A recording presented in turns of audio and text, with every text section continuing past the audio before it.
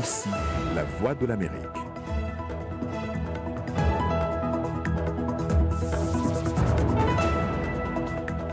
Mesdames, Messieurs, bonsoir. Bienvenue dans Le Monde aujourd'hui. Voici les titres de votre journal.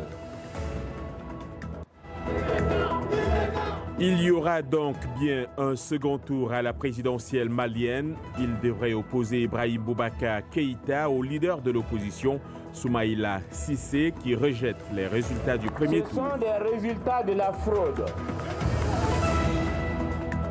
Déjà 9 morts dans une épidémie de choléra au Cameroun. Elle a été déclarée à Garoua, dans le nord du pays.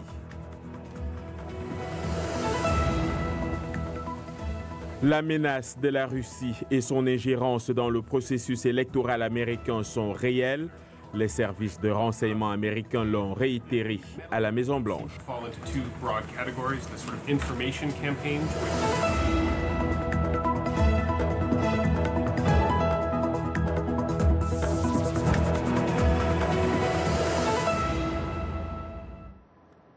Madame, Messieurs, bonsoir. On le disait en titre, il y aura bien un second tour de la présidentielle malienne. Ce second tour de l'élection présidentielle opposera le président sortant, Ibrahim Boubacar Keïta, qui a obtenu 41,42% des suffrages exprimés au premier tour, au chef de l'opposition, Soumaïla Cissé, qui est lui crédité de 17,80% des voix. De Bamako, les dernières réactions dans ce compte rendu de notre envoyé spécial sur place, Jacques Aristide. Il va donc falloir une seconde manche pour départager les deux rivaux, un scénario que beaucoup de Maliens voyaient venir et du déjà vu également, car en 2013, Ibrahim Boubacar Keïta et Soumaïla Cissé se sont affrontés. Le président sortant de 73 ans avait alors battu l'opposant de 68 ans par environ 77%. Au quartier général de campagne de Cissé, les derniers résultats sont difficiles à accepter. En réalité, le peuple malien s'est rabattu en fait, parce que vu les résultats qu'on a donnés, c'était pas des vrais résultats en fait. Le pays était sous chaos. Tout le monde croyait qu'il y avait déjà une crise qui était déjà lancée. Du moment où tous les activistes, les grandes associations, les leaders, les personnalités ont rejoint le camp de Soumaïla Cissé et voir que le président Ibrahim Boubacar Keïta, il a fait 41% avec ce score fleuve, nous, on n'est pas d'accord avec ce score. Donc on demande à ce qu'on récompte, on demande à ce que l'opinion nationale et internationale intervienne à ce résultat. C'est des bourrages des urnes. Du côté de la campagne d'Ibeka, on parle de mauvais perdants. Il doit accepter la voix du peuple comme tous ces candidats qui sont venus et leur demander gentiment de venir s'allier avec le RPM et l'ADEMA et le EPM pour pouvoir travailler et construire ce pays. Le Mali n'a pas besoin d'hostilité.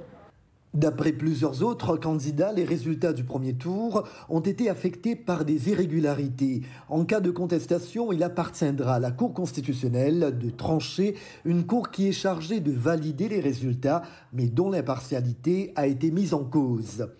Pour ce qui est du taux de participation au premier tour, il est chiffré à 43%, ce qui confirme les dires des observateurs électoraux qui avaient constaté que l'affluence n'était pas au rendez-vous. Retrouvons à Bamako Jacques Aristide, envoyé spécial de VOA Afrique. Jacques, bonsoir. Bonsoir, John. Est-ce que ces résultats du premier tour surprennent grand monde à Bamako? Pas vraiment, John. En fait, c'était déjà dans tous les esprits, du moins ici, dans la capitale malienne. Des électeurs à qui je parlais samedi me disaient déjà qu'un scénario pareil allait se produire. Donc, c'est-à-dire que le pays allait revivre ce duel Ibrahim Boubacar Keïta, Soumaïla Cissé au deuxième tour. Donc, pas vraiment une surprise. En revanche, ce qui a un petit peu surpris les observateurs, c'est la troisième place décrochée par le milliardaire Aliou Diallo, juste devant l'ex-premier ministre de transition, Cheikh Modibo Diarra. Voilà, donc pas vraiment une surprise que ce duel entre Ibeka et Soumaïla Cissé se produise encore une fois pour cette élection, John. Alors, comme c'est généralement le cas en pareille circonstance, le chef de file de l'opposition, Soumaïla Cissé, conteste ces résultats. Quels sont ses arguments? En fait, lors d'une conférence de presse aujourd'hui, il a répété les accusations que son camp et d'autres candidats de l'opposition répètent depuis ces derniers jours. Bourrage d'urnes, utilisation abusive des moyens de l'État, corruption d'électeurs. Évidemment que le camp d'Ibeka rejette en bloc. Et il demande également, Soumaïla Cissé demande la publication des bureaux où le vote n'a pas pu se tenir, et puis également la publication des résultats bureau de vote par bureau de vote, comme le demandent d'ailleurs les observateurs de l'Union européenne, John. Jacques, en un mot, en même temps qu'il conteste les élections, il veut que ceux qui ont été battus se rassemblent autour de lui. Est-ce possible? Alors, il y a évidemment des tractations en cours, mais cela reste à voir parce que je dois dire qu'aujourd'hui même, vous savez, la candidate, la seule femme candidate est Ndiaye, qui n'a obtenu que 0,36% si je ne me trompe, s'est ralliée aujourd'hui même au président sortant. Donc, tout cela reste à voir, John. Merci Jacques et bon séjour à Bamako. Politique toujours, cette fois au Zimbabwe. Le principal opposant et candidat malheureux à la présidentielle, Nelson Chamisa, a dénoncé ce vendredi une élection frauduleuse et illégitime. C'était lors d'une conférence de presse. Cependant, le chef de l'État sortant, Emmerson Mnangagwa, déclaré vainqueur avec 50,80%, qualifie le scrutin de libre et honnête.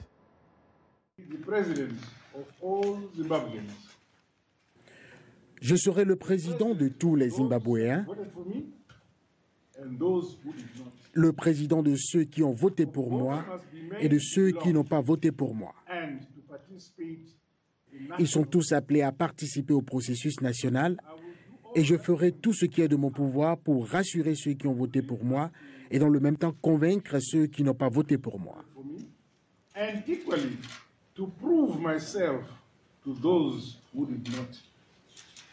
We are facing a divided nation.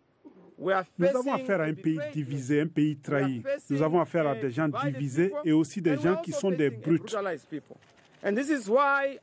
C'est pourquoi je pense qu'il est important de souligner que l'annonce de la commission électorale du Zimbabwe qui déclare Mnangagwa vainqueur de la présidentielle est assez regrettable. Et je dis que M. Mnangagwa n'a pas gagné les élections dans ce pays. C'est le candidat de l'alliance MDC qui a remporté les élections. Et nous disons que nous avons gagné sur la base des chiffres que nous sommes disposés à partager avec ceux qui voudront bien les voir. Allons en RDC, où Moïse Katumbi tentait toujours ce vendredi de rentrer dans son pays pour déposer son dossier de candidature à l'élection présidentielle avant la date butoir du 8 août, bien que menacé d'arrestation s'il foule le sol congolais. Ce retour de Moïse Katumbi intervient 2 jours après celui triomphal de Jean-Pierre Bemba. Donc, Kinshasa accueille Bemba, mais avec des restrictions, tandis que Katumbi est menacé d'arrestation. Patrick Abega nous en dit plus. Annoncé d'arriver à Lubumbashi ce vendredi, Moïse Katumbi est arrivé plutôt par la Zambie à l'aéroport d'Endalo. Il n'a pas pu franchir la frontière de Kasumbalesa pour se rendre au Congo. Les services à l'immigration n'ont pas permis sa traversée. À la veille, il lui avait été également refusé l'autorisation d'atterrir à l'aéroport de Lubumbashi avec son avion privé comme il en avait fait la demande. Sur son compte Twitter, Moïse Katumbi interprète cela comme une tentative du pouvoir de retirer aux Congolais les droits à de vraies élections. Il faut signaler que des centaines de ses sympathisants ont pu traverser la frontière vers la Zambie afin de lui réserver un accueil chaleureux aussi l'accompagner. À Kinshasa plutôt, Jean-Pierre Bemba a fait sa sortie médiatique dans une conférence de presse 48 heures après son arrivée dans la capitale congolaise. Il promet de rencontrer les leaders de l'opposition afin de trouver une candidature commune à la présidentielle de décembre 2018. À la question de savoir son opinion face au refus d'une autorisation d'entrée à Moïse Katumbi, Jean-Pierre Bemba pense que l'inclusivité du processus électoral est impérative pour avoir des élections apaisées en RDC, d'où la présence de tous. Patrick Abega, Kinshasa, pour VO Afrique. L'Union européenne s'alarme de la situation politique et sociale de la Côte d'Ivoire avant la présidentielle de 2020. Dans un rapport confidentiel, elle dénonce la dérive autoritaire du pouvoir, la corruption et les flagrantes inégalités sociales. Cette sortie de l'Union européenne intervient alors que le PDCI, le Parti démocratique de Côte d'Ivoire, a condamné hier ce qu'il appelle la dérive autoritaire du gouvernement après la révocation par le pouvoir du maire d'une des communes d'Abidjan, Noël Akossi Benjo. Le PDCI exige la fin de ces poursuites. Un drame au Nigeria où un bateau surchargé de passagers a chaviré dans une rivière du district de Kandi dans l'état de Sokoto au nord du pays, tuant au moins 21 personnes selon des officiels. Le bateau, qui transportait environ 50 passagers, s'est renversé dans de forts courants. 29 passagers ont été sauvés. Les naufrages du bateau sont fréquents au Nigeria en raison de la surpopulation et du manque d'entretien des navires, en particulier pendant la saison des pluies. Au Cameroun, une épidémie de choléra a déjà causé la mort de 9 personnes. 8 d'entre elles résident dans la région du Nord où l'épidémie a été déclarée. Notre correspondant au Cameroun est allé dans cette région. Reportage d'Emmanuel Juntap. Dans un bâtiment isolé de ce centre de santé de l'arrondissement de Garoua 2e, un père et son enfant sont atteints du choléra. Depuis le mois de juin, plusieurs cas ont été enregistrés dans le quartier Lendé, à Garoua. Même avant-hier, on a amené les malades là, ici au centre. Là. Il y a des victimes de choléra. Là. Ça nous fait peur, effectivement, ça nous fait peur. On interdit les enfants de faire ceci, de faire cela. Bon, ça nous fait peur quand même. Pour faire face à l'épidémie de choléra à Garoua, les volontaires de la Croix-Rouge camerounaise ont été mis à contribution. Cette équipe revient d'une intervention sur le terrain. À tout moment, à toute heure qu'on nous appelle, notre téléphone est sur alerte. Donc pendant cette période, je crois que c'est depuis 5 juin. Depuis le 5 juin, nous ne dormons pas. Nous sommes à tous les coups, partout sur le terrain. La mauvaise qualité de l'eau dans cette région du Cameroun est la principale source de choléra, selon les autorités. Dans la localité de Poli, à une centaine de kilomètres de Garoua, tous les habitants ont comme unique point d'eau ce puits. La menace du choléra hante déjà les esprits. On se lave d'abord les vins avant de les manger, avoir de bonnes latrines, conserver bien des aliments. Le secrétaire d'État à la santé en visite de travail à Garoua a prédit la fin de l'épidémie de choléra dans la région du Nord dans un délai de 3 mois. Emmanuel Jultap pour VOA Afrique, Garoua. Ici aux États-Unis, les responsables de l'administration Trump se disent inquiets d'une possible ingérence étrangère dans les prochaines élections de mi-mandat et affirment lutter contre le phénomène. Hier jeudi, le directeur du renseignement national a averti que la Russie continue à, je cite, tenter d'affaiblir et de diviser l'Amérique avant le vote. Ce reportage de Passy Huitakuswara est dit par Anastasie Tudiesh. Solidaires du président, les responsables de l'administration Trump ont abordé les lourds soupçons d'ingérence étrangère qui pèsent sur les élections de mi-mandat et évoqué leur stratégie sur le sujet. Le conseiller à la sécurité nationale John Bolton, le directeur du FBI Christopher Wray, la secrétaire à la sécurité intérieure Kirstjen Nielsen et le général Paul Nakasone, directeur de l'agence de sécurité nationale, ont tenu une conférence de presse. Et pour cet analyste, l'ingérence russe est une tentative d'éroder la confiance des Américains en leurs institutions publiques. C'est très, très grave. Et il s'agit aussi de détruire la confiance en notre système électoral. La manière russe de s'immiscer dans nos élections, jeter le discrédit sur l'autre candidat. Le conseiller spécial Robert Mueller a enquêté sur l'ingérence russe dans les élections et la possibilité de collusion entre Moscou et la campagne Trump. Une enquête que le président a qualifiée à plusieurs reprises de chasse aux sorcières. Et puis, le taux de chômage aux États-Unis a légèrement baissé en juillet à 3,9%, comme s'y attendaient les analystes, après 4% en juin, a indiqué le ministère du Travail vendredi. Vous regardez Le Monde aujourd'hui en direct de Washington sur VOA Afrique.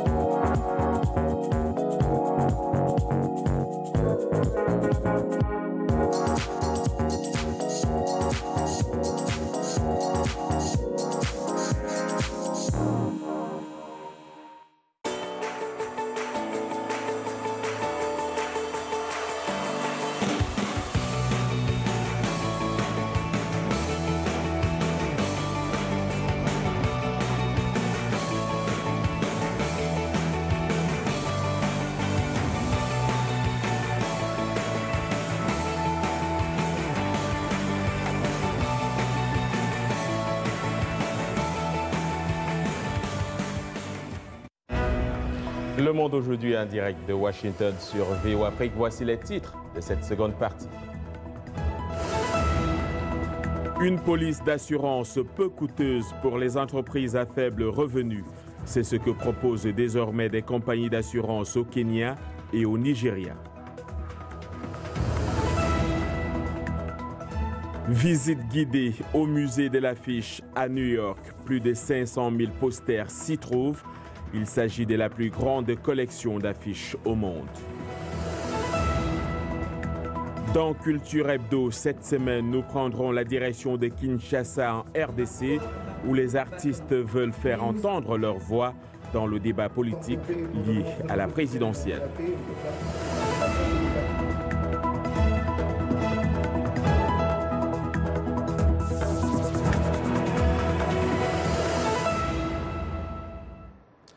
Dans notre chronique Culture Hebdo, nous allons ce soir à Kinshasa où notre envoyé spécial, Roger Muntu, a suivi la conférence de presse de l'artiste musicien Dadju. Il offre 2 concerts ce soir dans la capitale congolaise et demain à Lubumbashi. Le concert annoncé depuis la première quinzaine de mai est attendu par beaucoup de mélomanes congolais. Il s'agit d'un 2e concert en République démocratique du Congo, après le show du 29 juillet 2017. Plusieurs personnes estiment que le premier concert de la jeune star leur avait laissé un arrière-goût de trop peu. Cette fois-ci, Dadju promet plus de show. Dadju, vous êtes venu la première fois sans vos parents et cette fois-ci vous avez amené vos parents. Qu'est-ce que cela représente pour vous et qu'est-ce que vous promettez qu'est-ce que vous allez faire de différent que vous n'avez pas fait la première fois pour Dadju? Déjà, je ne suis jamais venu ici à Kin avec mon père et ma mère. C'est la première fois que je suis ici au bled avec mes parents en fait. Et déjà, c'est juste ça, c'est un pur kiff, c'est un pur bonheur de les voir, de voir toutes mes 2 familles. Du côté de mon père, du côté de ma mère, qui vont pouvoir se rassembler. Pour moi, c'est une fierté aussi, c'est moi qui ai fait en sorte que ce soit possible. Donc, après une première scène exceptionnelle à Kinshasa, Dadju vient de décider d'y revenir une année après, difficile après ce moment significatif pour le fils de Djuna Janana, d'en rester là aussi pour cette fois. Il est carrément question des 2 dates et 2 villes. En effet, ce concert qui marquait une sorte de retour au pays de ses parents, il l'avait vécu sûrement avec plus d'émotion que le public. On reste toujours à Kinshasa où les opérateurs culturels congolais, toutes branches confondues, ont tenu jeudi dans la salle de conférence du collège Boboto dans la commune de Gombe leur premier forum sous le thème Réveil culturel face aux enjeux de l'heure, organisé par le collectif d'artistes et des culturels. La vice-ministre du budget, Madame Rwakabouba, a, au nom du gouvernement, salué la tenue de cette rencontre qui a regroupé de nombreux acteurs du monde culturel qui constitue, selon elle, un regroupement non négligeable pour l'émergence du pays. L'artiste musicien Alex Dende alias Lexus Legal s'est attardé sur le thème la copie privée dans le monde artistique en RDC qu'il a défini comme étant un support original de l'œuvre de l'artiste qu'il a réalisé qui soit opposé à tout support de façon mafieuse. Il pense que les artistes doivent prendre les choses en main. L'idée pour nous aujourd'hui c'est de se dire en fait que le fait qu'il n'y a presque jamais eu des gens aussi qui parlent pour nous dans l'hémicycle, dans l'Assemblée nationale. On n'a pas un lobbying assez puissant pour pouvoir y arriver. Au-delà de la rue, au-delà de nos conférences, prenons conscience aujourd'hui que nous devons soutenir les nôtres qui se présentent. Les problèmes d'artistes sont nombreux en RDC. Fanfan, un opérateur culturel, pense que le premier forum des culturels congolais face aux enjeux multiples dans le secteur pourrait les aider à trouver des solutions à ce problème. Il y a beaucoup de problèmes qui ne sont pas réglés, qui doivent nécessairement être réglés par les pouvoirs publics, mais malheureusement ce n'est pas le cas. Alors on est obligé, nous, en tant que particuliers, de fois de nous débattre pour arriver à des fins. Des artistes musiciens, des arrangeurs congolais, des producteurs, des réalisateurs, des écrivains, des cinéastes et des animateurs des associations culturelles du pays ont répondu nombreux à l'invitation des organisateurs. Bobo, le comédien, a aussi réagi. Nous allons constituer une sorte de lobbying pour essayer de faire une sorte de suivi de tout ce qu'on va boutiquer ici comme idée positive, susceptible de réveiller un peu la culture dans notre pays. Et voilà pour la chronique culturelle de cette semaine. Roger Montou, VOA Afrique, Kinshasa. Roger Moutou, toujours au service de la culture, merci. En Égypte, une galerie d'art a trouvé une méthode particulière pour impressionner les visiteurs. Elle expose les objets de la vie quotidienne en vue de susciter le sentiment de nostalgie chez les citadins. Un pari qui ne passe pas inaperçu. Blanche Sanou nous en dit plus. Dans cette galerie d'art, s'étale la vie quotidienne des citadins à travers des objets exposés sur les étagères ou accrochés au mur. Cette identité culturelle égyptienne est très vite remarquable pour les citoyens. Les produits affichés sont des symboles que les habitants du Caire avaient l'habitude de voir en grandissant. Un devoir de mémoire selon les initiateurs. Le plus important ici, c'est d'exposer les éléments oubliés, mais qui constituent des icônes ou des caractéristiques du Caire. À Londres, à Paris ou dans d'autres villes cosmopolites comme ici, il existe toujours des caractéristiques distinctives. Donc on a décidé de mettre en valeur ces identités en les affichant sous forme de produits. À l'intérieur du magasin, on retrouve des étuis à crayon conçus pour ressembler au pain égyptien baladi, ainsi que des cahiers avec des couvertures imprimées de tickets de bus anciens. Les acheteurs ont aussi la possibilité d'avoir par exemple une boîte à mouchoirs ressemblant aux briques rouges traditionnelles du pays, utilisées dans la construction des maisons. L'un de mes objectifs est d'étendre notre culture, mais surtout de la faire connaître davantage. Également, nous essayons d'apprendre de ceux qui viennent ici voir notre travail. Pour la prochaine étape, nous créerons un espace pour tout le monde. Nous allons surtout accueillir des artistes avec leurs propres expositions et chaque nouveau produit sera présenté au public. Abritant plus de 18 millions de personnes et connu pour ses rues animées, le Caire a été au fil des ans une plaque tournante pour les citoyens du monde. Un héritage qui compte bien pérenniser les fondateurs de cette galerie. La plupart des agriculteurs et des petites entreprises en Afrique n'ont pas de protection lorsqu'une catastrophe survient.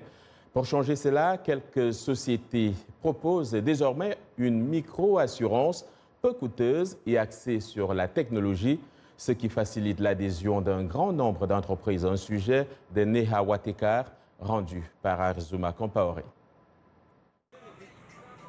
La plupart des petites entreprises au Kenya sont ignorées par les compagnies d'assurance parce qu'elles ne peuvent pas se permettre une couverture régulière. Mais Georges Kamudi Tomé, qui vend du matériel à Mataré, l'un des plus grands bidonvilles de Nairobi, a eu de la chance. Un nouveau type de micro-assurance l'a sauvé avec sa famille de 10 enfants, après qu'un incendie a détruit tout ce qu'il possédait. Quand ils sont venus, ils ont pris des photos et ont vu à quel point j'étais impuissant. Je n'avais rien. Puis ils ont remboursé mon prêt et m'ont soutenu avec un peu d'argent.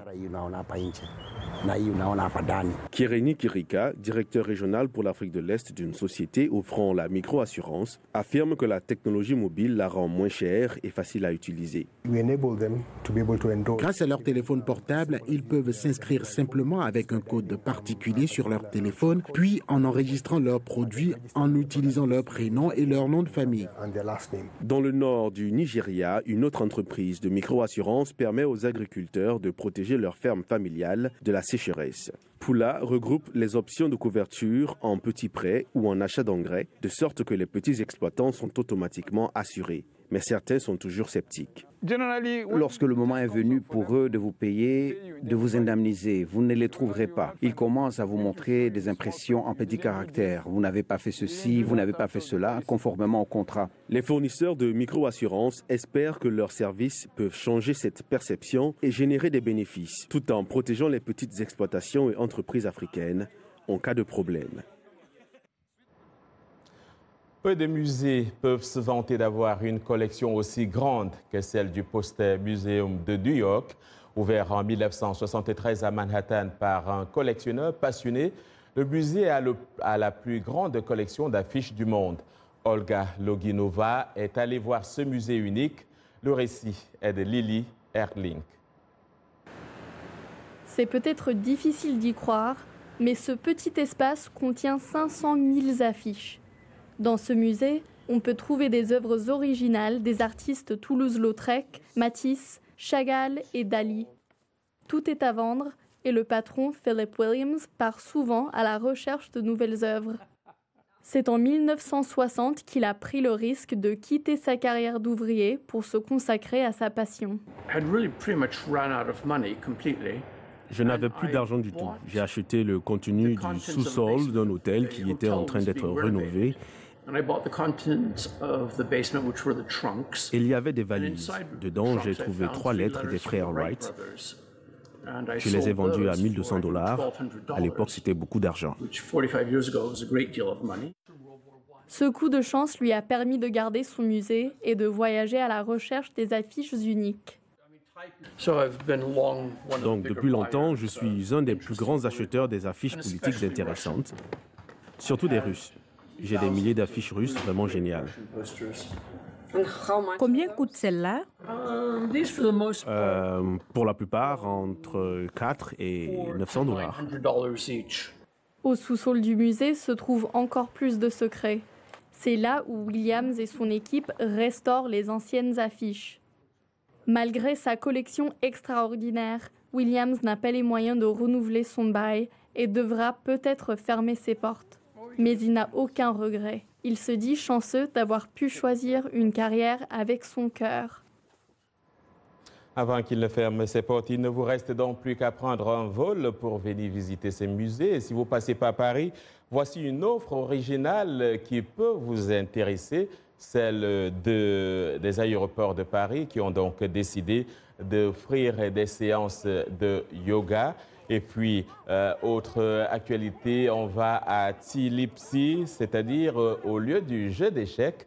Des gens là-bas ont décidé d'organiser une espèce de jeu avec du vin rouge et puis du vin blanc à la place des carreaux qu'on a l'habitude de voir dans vos jeux d'échecs. Le but étant notamment de promouvoir la candidature du pays aux prochaines Olympiades donc, des jeux d'échecs qui se tiendront cette année, la 43e Olympiade qui se tiendront dans le 26 septembre. Donc.